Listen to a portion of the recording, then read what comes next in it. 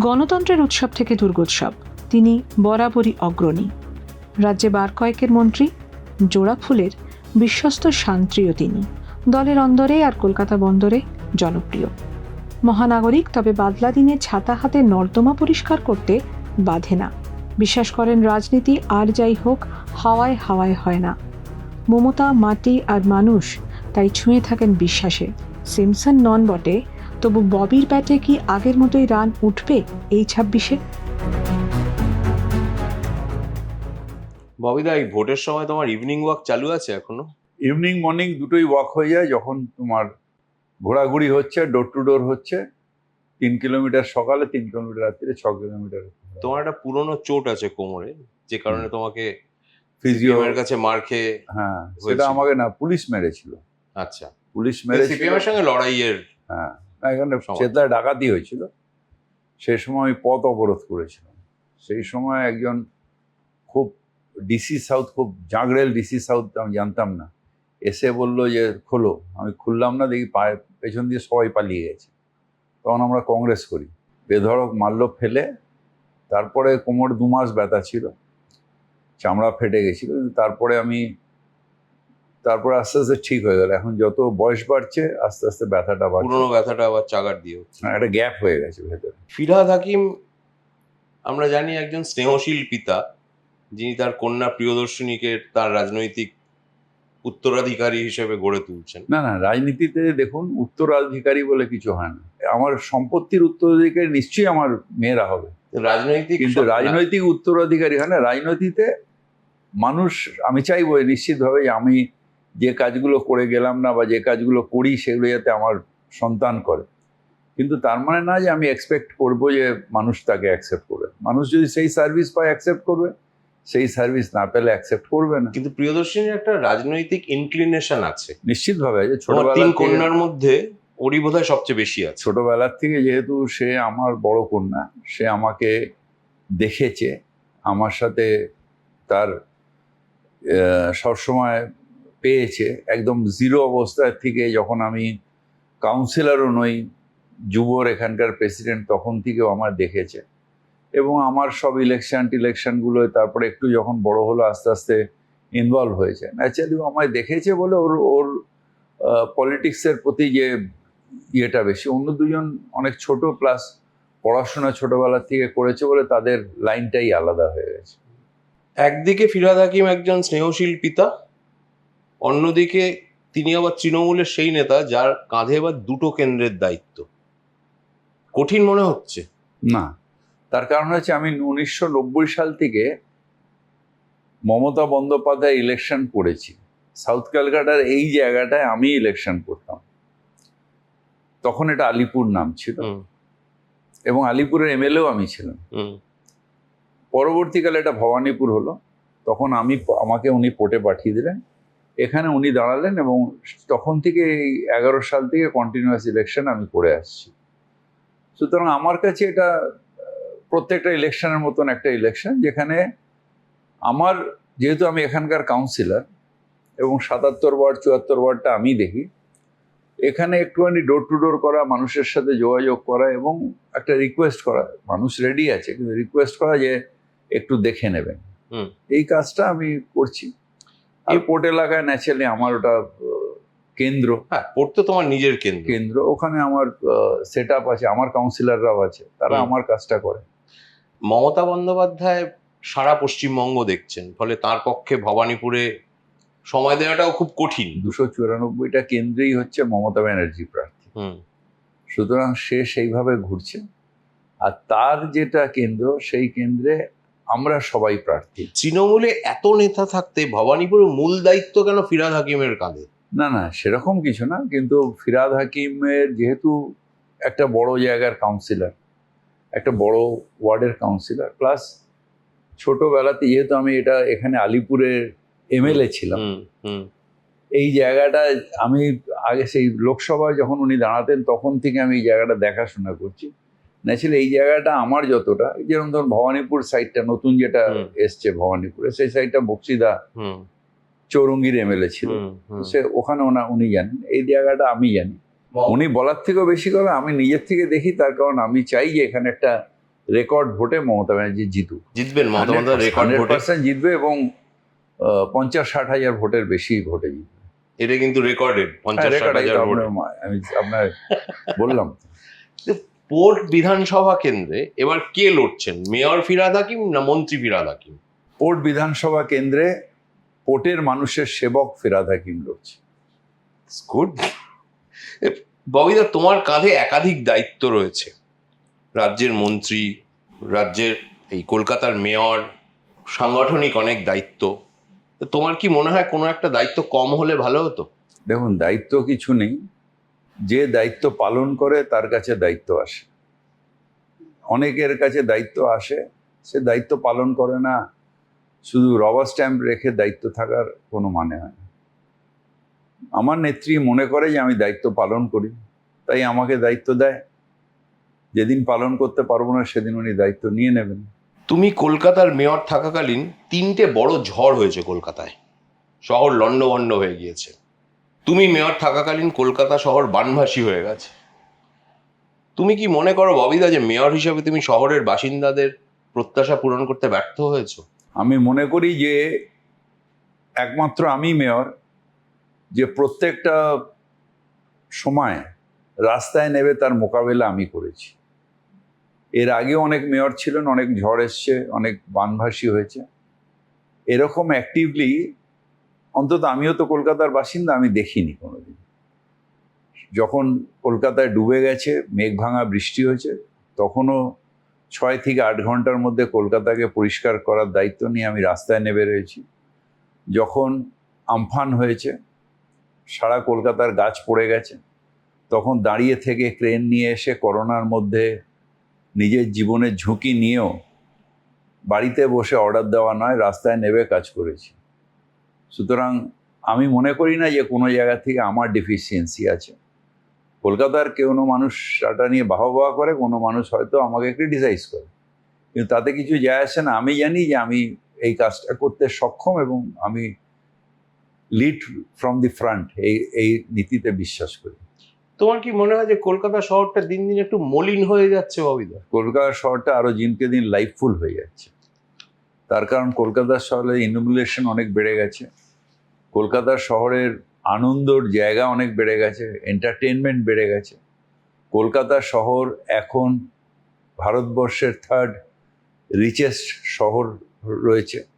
কলকাতা শহর is one of the safest city of India হয়েছে।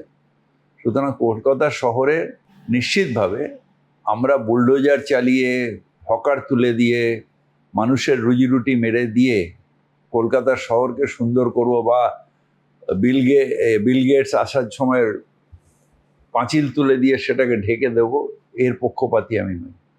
শহরে গরিব মানুষ, বড় মানুষ, মধ্যবিত্ত মানুষ সবাই আমরা একসাথে থাকবো, একসাথে একে অপরের পরিপূরক হয়ে থাকবো। সেটাই হচ্ছে কলকাতার লাইফলাইন এবং সেইটাই কলকাতা চলছে। মেয়র ববি হাকিমের কোথাও কোনো খামতি নেই? তুমি এতদিন ধরে রাজনীতি করছো, 50 বছরের বেশি তোমার রাজনৈতিক জীবন, তুমি নিশ্চয়ই রিফ্লেক্ট করো। না, মেয়র রাজনীতি আছে, যেরকম আমাদের ফাইন্যান্সিয়াল অসুবিধা তো আছেই। আমরা ট্যাক্স বাড়াইনি, আমরা জলের ট্যাক্স নিই না, আমাদের ফাইন্যান্সিয়ালি একটা কনস্ট্যান্ট আছে। মানুষের ওপর ট্যাক্স বাড়াচ্ছি না, যেটা খুব ইজিলি বাড়ায়, ইনকাম ট্যাক্সও পর্যন্ত বাড়িয়ে দিয়েছে, আমরা সেখানে বাড়াইনি। সুতরাং একটা তো কোথাও না কোথাও এই টাকাটা পেলে আরো ভালো হতো, বা সেন্ট্রাল গভর্নমেন্ট একটা বড় টাকা আটকে রেখে দিয়েছে, সেই টাকাটা পেলে অনেকটা সচ্ছল হতো, তাহলে আমি আমার স্টেট গভর্নমেন্ট থেকে আরো বেশি কন্ট্রিবিউশন নিতে পারতাম। সেখানে তো আমার একটা কনস্ট্যান্ট আছেই। মেয়র ফিরহাদ হাকিম মনে করেন না যে রেভিনিউ আর্নিং এর জন্য, রাজস্ব আদায়ের জন্য কর বসানো দরকার, জল কর বা এই ধরনের কর অন্যান্য মেট্রোপলিসে যা আছে? যেহেতু কলকাতা, কারণ কলকাতা একটা এমন শহর যেখানে সবাই মিলে আমরা থাকি। অন্য জায়গায়, আপনি বোম্বে থেকে নিয়ে অন্য জায়গায় দেখবেন যে আধা শহরে গরিব মানুষ থাকে, তারা ট্রেনে করে আসে, শহরে সার্ভিস দেয়, আবার সেখানে ফিরে চলে যায়। কলকাতা একমাত্র একটা শহর যেখানে আমরা ধারাবি করে প্রমোটারের হাতে জমি দিই না, আমাদের ঠিকা টেনেন্সিতে আমরা বাংলার বাড়ি করে সে মানুষকে অ্যাসিওর করি যে তোমরা এখানে থাকবে। সুতরাং সেইখানে তাদের কাছে ট্যাক্স নেওয়াটা একটা বার্ডেন হয়ে দাঁড়ায়। সেই জন্য ট্যাক্স না দিয়ে আমরা ভলিউম মানে পরিধিটাকে বাড়াচ্ছি যাতে আনঅ্যাসেসড কোনো প্রপার্টি না থাকে। কিন্তু শুধু আমি যারা ট্যাক্স পেয়ার তাদের উপরে শুধু ট্যাক্স বাড়িয়ে দিলাম আর আননেসেসারি খরচাগুলোকে আটকে দিয়ে যাতে রেভিনিউ পজিশনটা ঠিক থাকে সেটাই আমি করছি কলকাতা শহরে। তুমি যেমন কলকাতার মেয়র ববিদা, তুমি রাজ্যের পুরমন্ত্রীও। গত লোকসভা ভোটের ফলাফলে দেখা গিয়েছে 121টা পুর অঞ্চলের মধ্যে 74টাতে বিজেপি এগিয়ে গিয়েছে। এখানে কি কোথাও কোনো খামতি আছে কাজে এই পুরো এলাকাগুলোয় বা মিউনিসিপ্যালিটির কাজগুলো? না না, তাহলে বিজেপি এগিয়ে গেল। এটা খামতি নেই। একটা জিনিস যেটা আছে, মানুষের যখন অ্যাফ্লুয়েন্সিটা বাড়েছে, আমাদের পার ক্যাপিটাল রোজগার বেড়েছে, সারা পশ্চিমবঙ্গে বেড়েছে, তার এফেক্ট হয়েছে শহরে কি হচ্ছে, যেহেতু প্রত্যেকটা শহরে আমাদের বাইরের মানুষের সংখ্যা বেড়েছে, প্রত্যেকটা শহরে, শুধু কলকাতায় নয়, কলকাতা, শিলিগুড়ি, দুর্গাপুর সব জায়গায় বাইরের মানুষের সংখ্যাটা বেড়েছে, কারণ মানুষ রোজগারের জন্য অন্য স্টেটের মানুষ শহর অঞ্চলে আসছে, তাই শহর অঞ্চলে পার্সেন্টেজ অফ বিজেপি ভোটটা বেশি হয়েছে। এবং এটা আমি শিওর যে বিধানসভা এর আগের বার 19-এও তাই হয়েছিল, কিন্তু 21-এ আবার উল্টে গেছিল, এবারও তাই হয়েছে। বিজেপিকে সেন্ট্রাল গভর্নমেন্টে কিছু যারা বাইরের মানুষ তারা সেন্ট্রাল গভর্নমেন্টকে একটা সাপোর্ট দেওয়ার জন্যে, সেন্ট্রাল গভর্নমেন্টের সরকার বানানোর জন্য একটা সাপোর্ট দেয় আরবান পপুলেশন, সেটা সারা ভারতে রয়েছে। তাই কিন্তু চেন্নাইতেও কিন্তু তাই আছে, যে তারা যখন সেন্ট্রাল গভর্নমেন্টে যখন হয় তখন সেন্ট্রাল গভর্নমেন্টে একটা পাওয়ারে যে থাকে তাকে সাপোর্ট দেয়। আর আবার যখন স্টেট ইলেকশন হয় তখন মানুষ আবার যে স্টেটে যে ভালো মানে সরকার করতে পারবে, যে সংস্কার কন্টিনিউ করতে পারবে, তাকে সাপোর্ট দেয়। 19 আর 21-এও তাই হয়েছে, এবার 24 আর 26-এও তাই। 24-এ তো 19-এর তুলনায় তৃণমূল অনেক ভালো ফল, অনেক বেটার করেছে, অনেক বেটার। তারপরে এইটা হলো, এটার সঙ্গে তুমি বলছো পারফরমেন্সের কোনো সম্পর্ক নেই। এটার সম্পর্ক যে তুমি সেন্ট্রাল গভর্নমেন্টে প্রত্যেকটা ইলেকশনে কি হয়, ধরো এর আগে 19-এর সময় তার ফুলবামা, এটা যে ন্যাশনাল ইস্যুতে হয়ে যায়, তখন ন্যাশনাল ইস্যুতে যারা আরবান পপুলেশন থাকে, যাদের বেশিরভাগই শিক্ষিত পপুলেশন হয় যারা, তারা তখন ওখানে একটা সেন্ট্রাল ইস্যু যেগুলো হয় মানে ন্যাশনাল ইস্যু, সেই ইস্যুর ওপরে ভিত্তিক ভোট দেয়, প্লাস একটা স্টেবল গভর্নমেন্টের জন্য ভোট দেয়। আবার এখানেও তাই, যখন বিধানসভায় ভোট দেয় তখনও কিন্তু স্টেবল গভর্নমেন্টের জন্যই ভোট দেয়। তো তাহলে এই যে শুনছি যে বিভিন্ন জায়গা থেকে যেটা প্রতিষ্ঠান বিরোধিতা আছে, 15 বছরের একটা গভর্নমেন্ট, অ্যান্টি ইনকামবেন্সি ফ্যাক্টর আছে, তো এই যে ফিরহাদ হাকিমের যে দীর্ঘ রাজনৈতিক অভিজ্ঞতা, তার ভিত্তিতে তিনি কি বলছেন, প্রতিষ্ঠান বিরোধিতা কাজ করবে এই ভোটে? আমার মনে হয় না প্রতিষ্ঠান বিরোধিতা কোনো কাজ করবে। তার কারণ হচ্ছে, প্রতিষ্ঠান বিরোধিতা তখনই থাকে যখন লেথার্জিক গভর্নমেন্ট হয়। আচ্ছা। আর যখন এনার্জেটিক গভর্নমেন্ট হয়, যে গভর্নমেন্ট সবসময় কাজ করছে, সবসময় মানুষের পাশে রয়েছে, সোশিও ইকোনমিকে বাড়ানোর জন্য গরিব মানুষকে ক্যাশ ফ্লোর ব্যবস্থা করে দিচ্ছে, তখন সেই গভর্নমেন্টের উপরে মানুষের আরও অ্যাট্রাকশন বাড়ে। সেই কাজটাই মমতা ব্যানার্জি করেছেন, যে আমাদের এই রূপশ্রী দেওয়া, লক্ষ্মীর ভাণ্ডার দেওয়া, যুবসাথী দেওয়া, এটাতে যে ক্যাশ ফ্লো করে দিয়ে সোশিও ইকোনমিকে ডেভেলপ করার জন্য যে সাপোর্ট দেওয়া, এই কাজটার জন্য কিন্তু মানুষের মধ্যে যে স্টেবিলিটি আসে, মানুষের মধ্যে খরচা করার প্রবণতা বাড়ে, তাতে কি হয়, সার্কেলটা যেটা মানি সার্কেল সেটা ঘুরতে থাকে ন্যাচারালি, তখন জিডিপিটাকে রেটটা বেড়ে যায়। ববিদা, তোমার কাঁধে একটা গুরুদায়িত্ব আছে। পশ্চিমবঙ্গ তোমার আগে তোমার মতো কোনো সংখ্যালঘু নেতা দেখেনি যার সারা রাজ্য জুড়ে প্রভাব এবং দাপট আছে। তোমার আগে যারা এই রাজ্যে সংখ্যালঘু নেতা হিসেবে প্রতিষ্ঠা পেয়েছেন, যেমন গনি খান পেয়েছেন, যেমন সাত্তার সাহেব পেয়েছেন, তারা কিন্তু এক একটা জেলা বা এক একটা পকেটের নেতা ছিল। ফিরহাদ হাকিম প্রথম নেতা যার কাকদ্বীপ থেকে কোচবিহার পর্যন্ত যার একটা দাপট বলো, আবেদন বলো ইত্যাদি আছে। তোমায় ঘিরে এই যে এত সংখ্যালঘু মানুষের ভালোবাসা, আবেগ এবং একই সঙ্গে ক্রোধও রয়েছে কখনো কখনো, এইটা কি তোমায় একটু চাপে রাখে? না, এটা চাপে থাকি না আমি। বিশ্বাস করি যে যারা ডিপ্রাইভড, যে সোসাইটি, যাদের পাশে দাঁড়ানো উচিত, মমতা ব্যানার্জিও দাঁড়ান, আমিও দাঁড়াই। সংখ্যালঘু বলে মানুষ করে, কিন্তু যেখানে ধরুন আদিবাসী আছে, যেখানে আমলাশালী অবস্থায় মানুষ ছিল, আজকে সেখানে মানুষ ভালো রয়েছে, জঙ্গলমহলে রয়েছে, সেখানে মমতা ব্যানার্জি করে। মমতা ব্যানার্জি তখন কেউ বলে না যে শিডিউল ট্রাইবের পাশে দাঁড়িয়েছে, শিডিউল কাস্টের পাশে দাঁড়িয়েছে, শুধু মাইনরিটির পাশে দাঁড়িয়েছে। আর আমার ক্ষেত্রেও তাই, যে আমি যেহেতু মাইনরিটি কমিউনিটির থেকে আসি, মানুষ আমার ওপর বিশ্বাস করে। আর সেকেন্ড হয়েছে যে যেহেতু আমি দুটো ভাষাতেই কথা বলি, উর্দুতেও কথা বলতে পারি, আবার বাংলাতেও কথা বলতে পারি, তাই আমি বোধহয় প্রথম মুসলিম কমিউনিটির লিডার যে উর্দু স্পিকিং মানুষেরও অ্যাকসেপ্টেন্স আছে, আবার বেঙ্গলি মুসলিমের অ্যাকসেপ্টেন্স আছে, বা আমার নন মুসলিম ক্ষেত্রেও কিন্তু আমি বিশ্বাস করি যে আমি যে সার্ভিস দিই তাতে তারাও আমাকে অনেক বেশি ভালোবাসে। এটা কোনো চাপ নয়, এটা কোনো চাপ না, এটা আনন্দের সাথে। এটা যেহেতু মানুষের পাশে দাঁড়িয়ে মানুষকে যদি কোনো সার্ভিস দেওয়া যায়, মানুষের হয়ে যদি কোথাও বলা যায়, তাহলে এটা তো ন্যাচারালি আপনার সৌভাগ্য। তোমার চেতলা অগ্রণী এখন কলকাতার 5টা বড় পুজোর মধ্যে একটা। এই যে তুমি এত বড় করে দুর্গাপুজো করো, উৎসব, কিন্তু এটা তো একই সঙ্গে একটা দুর্গাপুজো। এর ফলে তোমার কি মনে হয়, তোমার যে একটা অসাম্প্রদায়িক ভাবমূর্তি আছে সেটা আরো প্রতিষ্ঠিত হয়, নাকি কলমা পড়া মুসলমানদের কাছে তোমার মুসলমানত্ব খানিকটা লঘু হয়ে যায়? না, আমার ধর্মেতেও এটা আছে যে নিজের ধর্মটাকে বিশ্বাস করো, অন্য ধর্মকে সম্মান করো। ধর্মের সাথে ধর্মের কোনো বিভেদ নেই। সুতরাং আমার ধর্মই আমায় শেখায় যে অন্য ধর্মকে সম্মান দাও। এখানে যখন মানুষেরা ধর্ম আচরণ করেন, যেটা বড় উৎসব হয়, আমাদের ক্লাবে এত মানুষ আসেন, হই হয়, একটা মেলা চলে, লাখ লাখ মানুষ আসে, এবং এটা একটা বড় রেভিনিউর সোর্সও। এর বাইরেও যেটা, যে যারা ধর্ম আচরণ করেন তাদের এই ধর্মে আচরণ করার যে সুযোগটা করে দেওয়া, এটাতে আমার মনে হয় যে আমার একটা পুণ্যতা আমার লাভ করছি। সে তো বটেই, কিন্তু এই যে ধরো যারা খুব কট্টর মুসলিম, তারা ববি হাকিমকে একটু হিন্দু ঘেঁষা মনে করেন না?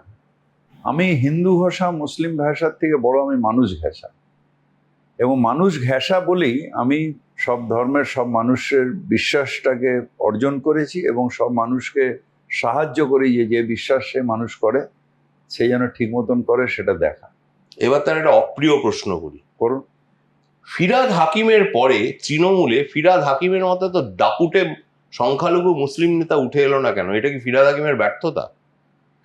না, আমি আবার আপনাকে বলছি, আমার মেয়ের কথা পর থেকে, যে মানুষ কাকে অ্যাকসেপ্ট করবে কাকে অ্যাকসেপ্ট করবে না সেটা একদম নিজের মানে মানুষের ব্যাপার, এবং আপনার অ্যাপিল, আপনার কাজ, আপনার অ্যাক্টিভিটিসের উপরে। কাউকে স্পুন ফিডিং করে দিয়ে এই রাজনীতিতে আনা যায় না। সুতরাং মানুষ ক্রাইসিসের সময় লিডার তৈরি হবে। একটা সময় যখন আমরা সিপিএমের হয়ে মার খাচ্ছি, লড়াই করছি, তখন মমতা ব্যানার্জির সাথে থেকে আমরা লড়াই করেছি, সেই সময় আমার অ্যাকসেপ্টেন্স হয়ে গেছে। আবার হয়তো একটা ক্রাইসিস আসবে, তখন হয়তো আরো কোনো লিডার উঠবে। তুমি বলছো এটা একটা অর্গানিক্যালি হবে, এটা কাউকে ফিট করা যায় না। ববিদা, তুমি কি মনে করো যে পশ্চিমবঙ্গে হিন্দু মুসলমান মেরুকরণ বরাবর ছিল, এখন সেটা প্রকাশ্যে এসেছে? একটা সময় যখন ধরো 46-এ গ্রেট ক্যালকাটা কিলিং হলো, সে সময় তো মেরুকরণ হয়েছিল, নাহলে এত বড় একটা রায়ট হলো কি করে? তারপরে 64-এ যে রায়টটা হয়েছিল, তখন একটা মেরুকরণ হয়েছিল। কিছু মানুষ বদমাইশি করে, সেটার এফেক্ট গিয়ে সমাজে পড়ে। এখনো যেটা হয়েছে সেটা কিছু মানুষ পলিটিক্যালি বদমাইশি করছে এবং মেরুকরণ করার চেষ্টা করছে, এবং দুর্ভাগ্য হচ্ছে ভারতের প্রধানমন্ত্রী তার মধ্যে ওয়ান অফ দ্য পার্ট, যিনি সেদিন যেটা বলে গেলেন এই মোথাবাড়ির ঘটনা নেই, উনি যেটা বললেন যে হিন্দু খাতরে মে হ্যায়, এটা একটা পলিটিক্যালি একটা প্রধানমন্ত্রী, তিনি একটা দলের নেতা হিসেবে যে কথাটা বলেন, এটা প্রধানমন্ত্রীর স্ট্যাচারটাকে নষ্ট করে দিলেন। এর আগে অটল বিহারী বাজপেয়ীও প্রধানমন্ত্রী ছিলেন, তিনি কখনো এরকম ধরনের কথা বলেন, মানে সমাজে ভেদাভেদ করেনি। তো অটল বিহারী বাজপেয়ী একটু সফট বলতো সবাই, নরেন্দ্র মোদী অনেক বেশি কট্টর না, না, এবং সে অনেক বেশি। কঠোর আর সব না, ইন্দিরা গান্ধীও তো কঠোর ছিলেন, টাফ লেডি ছিলেন, কিন্তু তিনিও কখনো সমাজকে ভাগ করার কথা বলেন। এখানে হয়েছে, উনি করেছেন। ধরুন এই যে এবার বলা হচ্ছে যে এবার প্রচন্ড মেরুকরণ তীব্র, এত তীব্র হয়নি আর কখনো, do you agree with that? I don't agree with that. কারণ আমরা যারা বাঙালি, যারা বাংলায় থাকি, আমরা শিক্ষা নিয়েছি আমাদের রবীন্দ্রনাথ ঠাকুরের কাছ থেকে, আমরা শিক্ষা নিয়েছি নজরুল ইসলামের কাছ থেকে, আমরা যে এই ধর্ম মানি, ধর্ম আচরণ শিখেছি ঠাকুর রামকৃষ্ণের কাছে, বিবেকানন্দের কাছে। এরা যে শিক্ষাটা দিয়েছে তাতে এই বিভেদ নেই, হেট্রেড নেই, টলারেন্সের কথা বারবার বলেছে, যত মত তত পথ, যত পথ তত মত। তো এই যে টলারেন্স, এই টলারেন্সটা ছোটবেলা থেকে কিন্তু বাঙালিদের ইনজেক্ট করেছে। এই আমরা এটা শিখে শিখেই বড় হয়েছি। ঠাকুরের কথামৃত বারবার করে পড়ে আমরা বড় হয়েছি। আমরা হঠাৎ করে আজকে ওই জায়গায় যেতে পারি না। আপনি বলেন না, কঠোর মুসলিমও হতে পারবো না, আবার কঠোর হিন্দুও হতে পারবো না, কারণ আমাদের মধ্যে সবসময় একটা টলারেন্স আমাদের প্রচন্ডভাবে, বাঙালিদের সহিষ্ণুতা প্রচন্ডভাবে আছে। কারণ আমরা ওইভাবেই বড় হয়েছি। নজরুল বলেছেন, হিন্দু নর মুসলমানের জিজ্ঞাসা কঞ্জ। তো আমরা ওই কবিতা পড়েই বড় হয়েছি। পশ্চিমবঙ্গের সংখ্যালঘু মানুষ যখন ভোট দেন ববিদা, কি ভেবে ভোট দেন, কোন ভাবনা থেকে ভোট দেন? দেখুন, দুর্ভাগ্য হচ্ছে যে পশ্চিমবঙ্গের মানুষকে, সংখ্যালঘু মানুষকে বারবার প্রমাণ দিতে হয় যে আমরা ভারতীয়। এটা একটা দুর্ভাগ্য। কিন্তু সংখ্যালঘু মানুষ সারা ভারতবর্ষে, শুধু পশ্চিমবঙ্গে নয়, তারা একটা সিকিউরিটি, সেন্স অফ ইনসিকিউরিটিতে ভোগে। এবং তারা দেখে যে আমরা কোন রাজত্বে সিকিউর, কোন রাজত্বে আমার প্রপার্টিটাকে জোর করে ভেঙে দেওয়া হবে না, বুলডোজার চালিয়ে দেওয়া হবে না, আমার বাড়িতে ফ্রিজটাকে থেকে টেনে নিয়ে এসে আমার ওটা কোন মাংস আছে সেটা চেক করা হবে না, আমি কি খাবো তার উপরে রেস্ট্রিকশন হবে না, আমি কি পরবো তার উপর রেস্ট্রিকশন হবে না, আমার ধর্ম আচরণ কিভাবে করব তার উপর আমাকে ফতোয়া দেবে না। এই যে ঘটনাগুলো ঘটে না, এটার থেকে একটা সেন্স অফ ইনসিকিউরিটি থাকে সংখ্যালঘু মানুষের। এবং এইটাই ভারতবর্ষের বাস্তব, যে আজও সংখ্যালঘু সমাজ পরীক্ষা দিয়ে যাচ্ছে, প্রত্যেক মুহূর্তে পরীক্ষা। এটা কি পশ্চিমবঙ্গেরও বাস্তব? পশ্চিমবঙ্গে এটা বাস্তব নয়, কিন্তু একটা দল যারা অন্য জায়গায় এই বিভেদ করেছে, তারা যখন পশ্চিমবঙ্গে আসে তাদের তখন সংখ্যালঘুদের মনে হয় যে আমরা আবার থ্রেটের মুখে পড়েছি, আমরা আবার একটা থ্রেট কালচারের মুখে পড়েছি।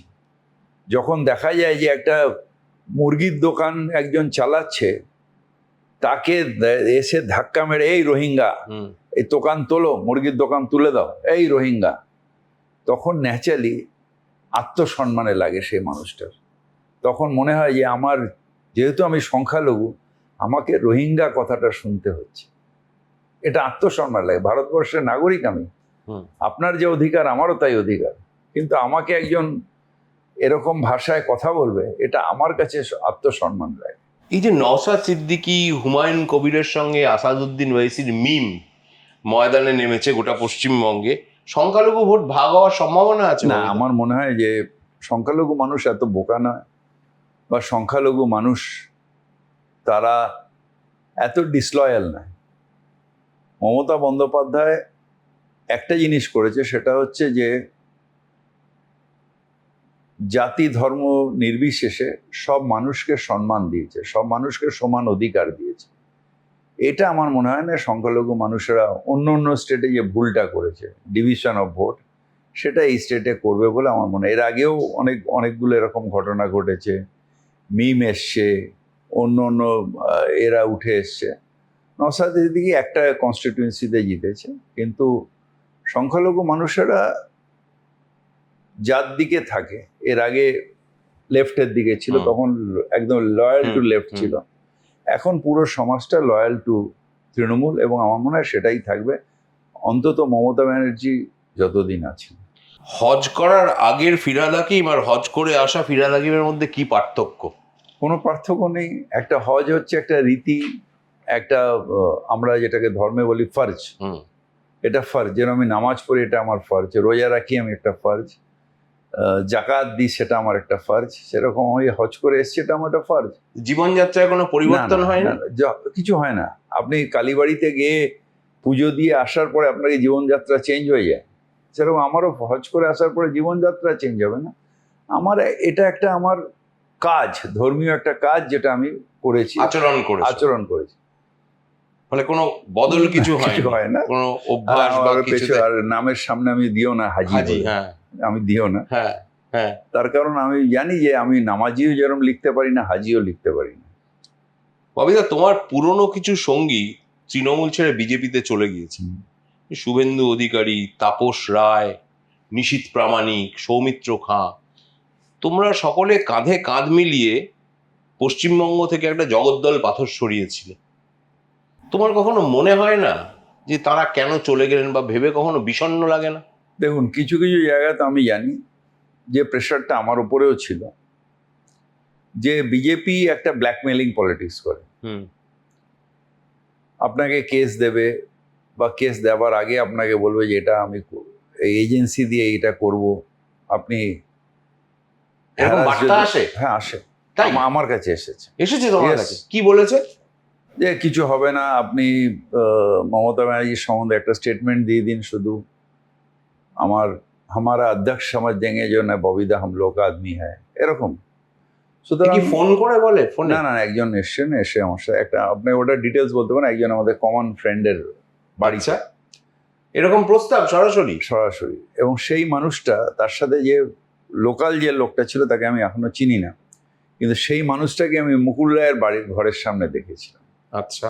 যে লোকটা আমার সাথে দেখা করেছিল তাকে মুকুল রায়ের ঘরের সামনে নিজাম প্যালেসে, তখন উনি তৃণমূলে, আমি দেখেছিলাম।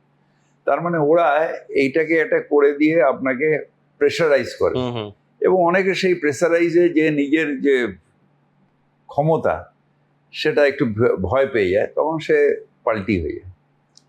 তো তোমার খারাপ লাগে না যে এরা সব অন্য দলে চলে গেল? একটা সহযোদ্ধা ছিলেন তো একটা সময়। সহযোদ্ধা ছিল, তারা থাকলে আমাদের অনেক ভালো হতো। আমরা একসাথে রাতের পর রাত আড্ডা মেরে কাটিয়েছি, আন্দোলন করেছো, মার খেয়েছি, আন্দোলন করেছি, সবই। কিন্তু তারা তাদের নীতিতে, তাদের আদর্শতে সেই বোধটা সেই স্ট্রং নেই হয়তো, যেটা আমার আছে। তারা হয়তো অনেক উইক মাইন্ডেড, তারা বাধ্য হয়েছে বিজেপিতে। কি করলে তাদের ধরে রাখা যেত বলে তোমার মনে হয়? ধরে রাখা যেত না, কারণ আপনি যদি ভয় পান, ধরুন আমাকে যখন সিপিএম মারছে, তখন আমি যদি বলতাম না বাবা, কেন লাঠি খাবো, তাতে বাড়িতে গিয়ে শুয়ে পড়ি, তাহলে লাঠি খেতাম না। সেরকম বিজেপিতে না গেলে যদি জেলে যেতে হয়, আমি গেছি, তো ওরা ওই ভয়ে চলে গেছে। খুবই থিওরিটিক্যাল পসিবিলিটিতে আমরা কি কখনো ফিরহাদ হাকিমকে দেখবো সেই দড়িটা পেরিয়ে যেতে? কোন দড়ি? বদলে যেতে? আমি গান্ধীবাদ, সুভাষবাদ, জিন্দাবাদ করতে করতে বড় হয়েছি, ছাত্র পরিষদ থেকে মৃত্যু পর্যন্ত গান্ধীবাদ, সুভাষবাদ, জিন্দাবাদ করতে করতে আমার মৃত্যু হবে। কখনোই গোডসেবাদ, জিন্দাবাদ বলবো না। এটা আমরা ধরে নিতে পারি অন রেকর্ড যে ববি হাকিম কোনোদিন ওই গন্ডি পেরিয়ে ওই পারে যাবেন না। গোডসেবাদ, জিন্দাবাদ আমি জীবনে, রাজনীতি ছেড়ে দেবেন তবু যাবেন? রাজনীতি ছেড়ে, যেদিন মমতা ব্যানার্জিকে যদি কোনোদিন ছাড়তে হয়, আমি রাজনীতি ছেড়ে দেবো। কিন্তু মমতা দি আমার আদর্শ, মমতা দি আমার ইন্সপিরেশন, মমতা দি আমার এই যে আজকে আমি তো এমনি একজন এই অগ্রণীর জেনারেল সেক্রেটারি ববির থেকে রাজ্যের মন্ত্রী, এটা করেছেন মমতা দি, সেই লয়ালিটি আমার আছে। আমি মমতা দি, আই ক্যান লে my life for Mamata Banerjee. তৃণমূলে বলা হয় দলে 1 থেকে 9 নম্বর মমতা বন্দ্যোপাধ্যায়, 10 নম্বরে অভিষেক বন্দ্যোপাধ্যায়। ববি হাকিম কত নম্বরে? আমার নম্বরের দরকার নেই। আমার লিডার আমায় বিশ্বাস করে, আমার লিডার আমাকে ভালোবাসে, আমার লিডারের আমি ফিলিংস দেখেছি। যেদিন আমার বাড়ি থেকে সিবিআই আমায় অ্যারেস্ট করলো, সেদিন দৌড়ে আমার বাড়িতে এলেন, তারপর ওখান থেকে চলে গেলেন সোজা সিবিআই অফিসে। আই নো দ্যাট আমার লিডার বিপদে আপদে আমার পাশে আছে, সুতরাং আমার কোনো She নম্বরের is a দরকার নেই। protector. She is a protector, she is guide, she is my everything. সুতরাং উনি যতদিন আছেন, আমি অন্য নম্বর নিয়ে টম্বরের মাথা ঘামানো নেই। মিনিস্ট্রিতে আছি কিনা, নমিনেশন পেলাম কিনা, এসব কিচ্ছু যায় আসে না। হ্যাঁ, serious. মমতা দি আমার এটা তো বিশ্বাস। এটা ফিরহাদ হাকিম ভাবে না যদি মন্ত্রী না থাকি যদি আমার কোনো ফিলিংস আসে না। যদি আজকে মমতা দি আমায় অর্ডার দেয় যে তুই কালকে মানিক নেই, ওই জায়গাটা তুই আমার বাড়িতে সামলাবি, আমি ওই জায়গাটা সামলাবো। বড় কথা কিন্তু হ্যাঁ, আমি সাচ এ লয়ার। পরের বার ক্যাবিনেটের জায়গা নাও হতে পারে। নাও জল হবে না। মমতা ব্যানার্জি যদি মনে করে যে ক্যাবিনেট আমাকে নেবেন না, কি যায় আসে? তুমি কতদিন রাজনীতি করবে? আজীবন? রাজনীতিটা কি জানেন, রাজনীতিটা যখন আমি রাজনীতিতে এসেছিলাম তখন ভেবে আসিনি। আর যদি কোনোদিন রাজনীতির থেকে যেতে হয়, ভেবে যাওয়া যাবে না। তার কারণ হচ্ছে, আপনার মতন চাকরিতে 60 বছরের রিটায়ারমেন্ট তো আমার নেই। আমার হচ্ছে রিটায়ারমেন্ট হচ্ছে my death will be the day of my retirement. সুতরাং আমার মানুষের প্রতি যে কমিটমেন্ট, এই যে অর্গানাইজেশন, এই অর্গানাইজেশনে কার বিয়ে হচ্ছে না, কার অসুখ, কে হসপিটালে ভর্তি হবে, এইগুলো তো দেখতে হবে। সোশ্যাল সার্ভিস, আমি আজ থেকে আর কারোর সাথে দেখা করব না, আমি দার্জিলিংয়ে গিয়ে থাকবো, এটা তো বলা যায় না।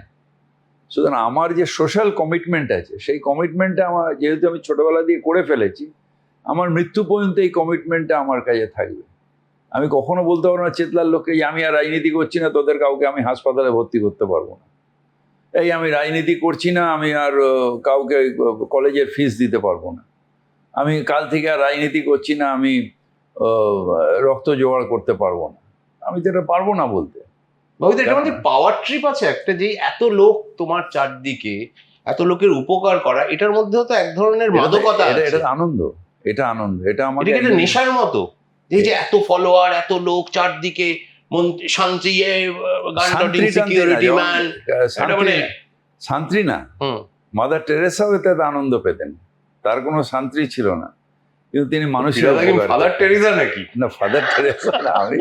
কিন্তু পলিটিক্স আমার কাছে, politics is nothing but inspiration to do social service and achievement of power for the betterment of the people. Firhad Hakim সাধুর মতো শোনাচ্ছে রামকৃষ্ণ মিশনে।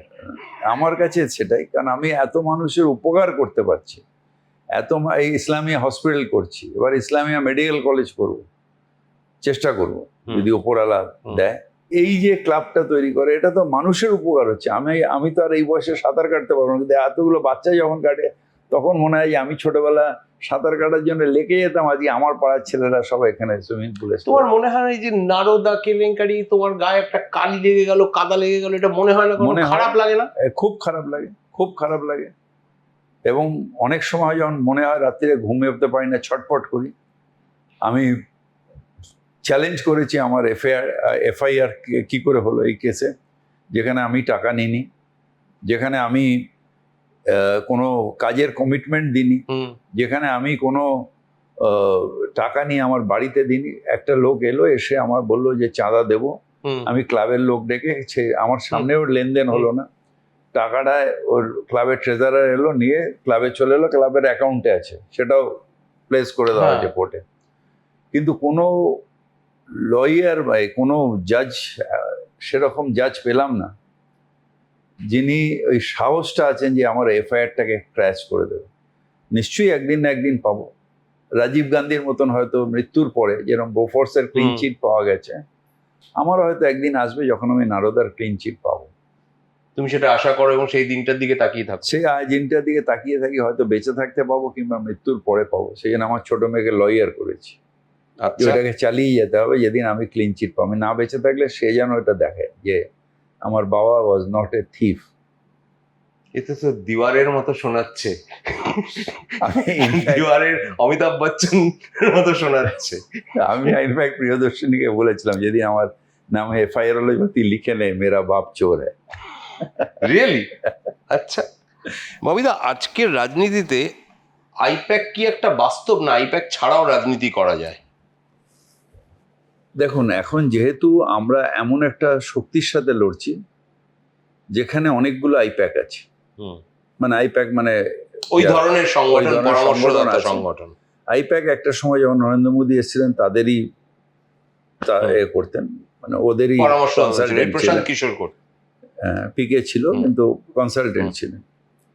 আর এখন আরো এরকম অনেক সংস্থা যারা বিজেপির এগোছে, তো তাদের সাথে লড়তে গেলে একটা ইকুয়াল প্ল্যাটফর্ম অন্তত কিছুটা না হলে, ওদের টাকা অনেক বেশি, আমাদের থেকে অনেক গুণ টাকা বেশি, ওরা অ্যাফোর্ড করতে পারে। আমরা সেই জায়গায় একটা, এই আমাদের যে আগেকার যে রাজনীতি ছিল, চায়ের দোকানে বসে আড্ডা মারতে মারতে রাজনীতি, ওখান দিয়ে ইনফরমেশন কালেক্ট করে নিয়ে কাজ করা, একটা পার্টি অফিসে বসে নিজেদের মধ্যে কথা বলা, এখন একটা হয়ে গেছে যে আমাদের ডাটাগুলোকে নিয়ে কম্পিউটারে দেওয়া, সেই কম্পিউটার থেকে অ্যানালিসিস করা, করে সেই অনুযায়ী ফিডব্যাক দেওয়া, সেই অনুযায়ী নেত্রীকে তার ডিসিশন নেওয়া, এই যে কাজগুলো, আমার কত পার্সেন্ট মানুষ আমায় রেডে রেখেছে, কত পার্সেন্ট গ্রিনে রেখেছে, কত পার্সেন্ট ইয়েলোতে রেখেছে, এটা সঙ্গে মানাতে কষ্ট হয় না? কারণ তুমি তো এই ধরনের আমরা এগুলোতে অভ্যস্ত নই। ঠিক, আমি নিজেও এতে অভ্যস্ত নেই। আমি ওই ওল্ড প্যাটার্নে, যেরকম এখন বাস্তবে মানতেই হবে, আমি হোয়াটসঅ্যাপ দেখতে শিখেছি এখন, সেরকম এটা আস্তে আস্তে আমাকে অ্যাডপ্ট করতেই হবে। তাহলে I-PAC is a reality in এখনকার রাজনীতিতে, এটা ফিরহাদ হাকিম মানে সব দলেরই আছে, শুধু আইপ্যাক বলে আমাদের নয়, সব দলেরই আছে। আমাদেরও একটা কনসালটেন্ট আছে। ফিরহাদ হাকিম কি দলে এক ব্যক্তি এক পদ এই তত্ত্ব মানেন? আমি যেটা মানি সেটা হচ্ছে যে আমাদের পুরো লড়াইটা মমতা ব্যানার্জিকে নির্ভরশীল আছে। মমতা ব্যানার্জিকে সামনে রেখে আমরা লড়াই লড়েছি এবং মমতা ব্যানার্জির নেতৃত্বে আমরা জিতেছি। সুতরাং Mamata Banerjee is the best person to think who is fit for what, এবং সে যেটা ঠিক করে আমরা সবাই সেটাকে অ্যাপ্রুভ করি। রাজনীতিতে বয়সের ঊর্ধ্বসীমার তত্ত্ব? আমি আপনাকে আগেও বলেছি যে যতদিন আপনি জীবিত থাকবেন আপনার সোশ্যাল কমিটমেন্ট থাকবে। Once you are in public life, you are in public life forever. Personal life বলে এখন আর কিছু হয় না। আমার আজকে মনে হবে আমি পার্সোনাল লাইফ থাকবো, এটাতে আমার আলোচনা হবে না, আমার পার্সোনাল লাইফ আমি একটা আলাদা থাকবে, এটা অন্য প্রফেশন। ববিদা, একটা বিতর্ক আছে, বয়স হলে কর্মক্ষমতা কমে যায় বা এই ধরনের একটা সব আছে, তখন তাদের অন্য কাজ দেওয়া যেতে পারে। কিন্তু ঠিক, আমি কাউন্সিলর এখনো আছি। আমি যখন ছোটবেলা কাউন্সিলর হয়েছিলাম, যে অ্যাক্টিভিটিসটা আমার ছিল, একটা পাইপ খুললে আমি দাঁড়িয়ে থাকতাম, এখন আর সেটার দরকার হয় না। এখন আমি মেয়র হিসেবে বসে টেবিলে বসে প্ল্যানিং করি, তখন আমাকে নিজে এসে দেখতে হতো, জলের পাইপে জল পড়ছে কিনা কলগুলো আমায় এসে চেক করতে হতো, ছড়ি নিয়ে ডান্ডা নিয়ে যখন জল জমতো এসে ওই গালিপিটগুলোর মধ্যে প্লাস্টিক তুলতে হতো। এখন সেটা আমার অর্ডারে হয়ে যায়। সুতরাং কাজটার ডিফারেন্স আছে। আমি সেই সময় নিজে হাতে করতাম, এখন অর্ডার দিয়ে করে। ববিদা, অভিষেক বন্দ্যোপাধ্যায়ের সঙ্গে কখনো কখনো তোমার সংঘাত খুব প্রকাশ্যে এসেছে। আমার কোনো সংঘাত নেই, আমার শোনো না, আমার পুত্র সমান। শোনো না, আর জানি, আবার অভিষেক তোমার বাড়িতে ঈদের উৎসবেও যোগ দিয়েছেন একই সঙ্গে। তোমাদের সম্পর্কটা ঠিক কেমন? এটা নিয়ে বিরাট কৌতূহল যে ববি হাকিমের সঙ্গে অভিষেক বন্দ্যোপাধ্যায়ের সম্পর্কটা ঠিক কেমন। এটা মানে আলোচনা করার কোনো ইয়েই নেই, কারণ ও আমার পুত্র সমান, অত্যন্ত আমি স্নেহ করি। আমি মমতা ব্যানার্জির সাথে ডাইরেক্টলি রয়েছি 90 সাল থেকে, যখন ও একদম ছোট্ট ছিল, সেই সময় থেকে নিয়ে আজ কোনো পর্যন্ত I have seen him to grow up. আমি ওর সাথে বাড়িতে গিয়ে খেলেছি। সুতরাং আমার একটা আলাদা উইকনেস আছে ওর প্রতি, স্নেহ আছে, উইকনেসও আছে। ওর সম্বন্ধে খারাপ বললে আমার কষ্ট হয়। সুতরাং ওর মধ্যে কোয়ালিটি অফ লিডারশিপ গ্রো করেছে মমতা ব্যানার্জির সাথে থেকে। অনেক ম্যাচিওর, অনেক ঠিক কাজ করছে, পার্টিকে ঠিক দিশায় নিয়ে যাচ্ছে। সুতরাং ওর সাথে কোনো সংঘাত নেই, বরং ও জীবনে বড় হলে আমি প্রচন্ড আনন্দিত হব। তুমি কি মনে করো যে অভিষেকের রাজ্য মন্ত্রিসভায় যোগ দিলে ভালো হয়? অভিষেক, আমার মনে হয় he is fit to lead the party and the state for next generation. Not as a minister, but as a party organizer. যে কোনো দায়িত্ব যেটা মমতা ব্যানার্জি ওকে দেবে, বা আমরা যখন থাকবো না তখন আমাদের এই আদর্শ নিয়ে এগিয়ে যাবে, এটাতে he is fit for that. ভীষণ কেতাবি শোনাচ্ছে ববিদা। তুমি বলো, অভিষেক মন্ত্রী হলে, তোমার সহকর্মী হলে মন্ত্রিসভায় তুমি খুশি হবে কি না? আমি একদম বলছি তোমার, ও যে কোনো, he is fit for everything, কারণ ওর মধ্যে সেই ট্যালেন্টটা আছে। একটা র্যাপিড ফায়ার করব, ইন্টারভিউ শেষ। ঠিক আছে, পুরমন্ত্রী না কলকাতার মেয়র? যেটা মমতা দি দেবে। বাবা না রাজনৈতিক নেতা? দুটোই অ্যাট এ টাইম। রাজনীতিতে অভিজ্ঞতা বেশি প্রয়োজন না তারুণ্য? অভিজ্ঞতা। বিরিয়ানি না চালের রুটি? বিরিয়ানি। পরপর সাজিয়ে দাও in order of merit as mayor Calcutta: Subrata Mukhopadhyay, Bikash Bhattacharya, Sovan Chattopadhyay, Firhad Hakim. মানুষ ঠিক করবে। এইটা তো ডিপ্লোমেসি হচ্ছে ববিদা। মানুষ ঠিক করে, এটা আমি কখন আমার নিজেকে নাম্বার দিতে পারি? তোমাকে দিও তবে না। আমার Subrata one of the best mayor, আমি সুব্রত মুখার্জি। প্রশান্ত কিশোর না প্রতীক জৈন? একটা সময় প্রশান্ত কিশোর ছিল, এখন প্রশান্ত কিশোরের কাছ থেকে শিখে প্রতীক জৈন ভালো কাজ করছে। সো উইল গো ফর প্রতীক জৈন নাও। নাও প্রতীক জৈন। কোন লড়াইটা বেশি কঠিন ববিদা, সেদিনের সিপিএম এর বিরুদ্ধে না এখনকার বিজেপির বিরুদ্ধে? সেদিনকার সিপিএম এর বিরুদ্ধে লড়াইটা কঠিন ছিল, এখনকার বিজেপির বিরুদ্ধে সেলফ রেসপেক্ট রাখাটা কঠিন হয়ে যাচ্ছে। মানে ওটা রাজনৈতিক লড়াই না, ওটা রাজনৈতিক লড়াই ছিল, আর এটা কুৎসার লড়াই হচ্ছে। কোনটা বেশি চাপের, অল্প বৃষ্টিতে কলকাতায় জল জমা না রাজ্যের 70টার বেশি পুরো এলাকায় বিজেপির এগিয়ে থাকা? কোনোটাই না, কারণ কলকাতায় জল জমাটা অতীত হতে চলেছে। অ্যাবনর্মাল বৃষ্টি হলে লন্ডনে যখন জল জমে, এখানেও জমছে, অ্যাকসেপ্টেড।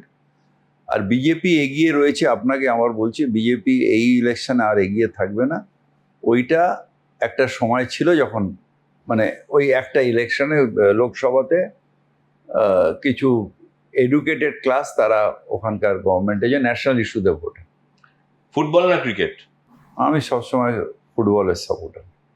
সুরুচি সংঘ না শিবভূমি স্পোর্টিং ক্লাব? এটা কঠিন প্রশ্ন। দুটোই। না, এইটা মুশকিল হলো কিন্তু ববিদা।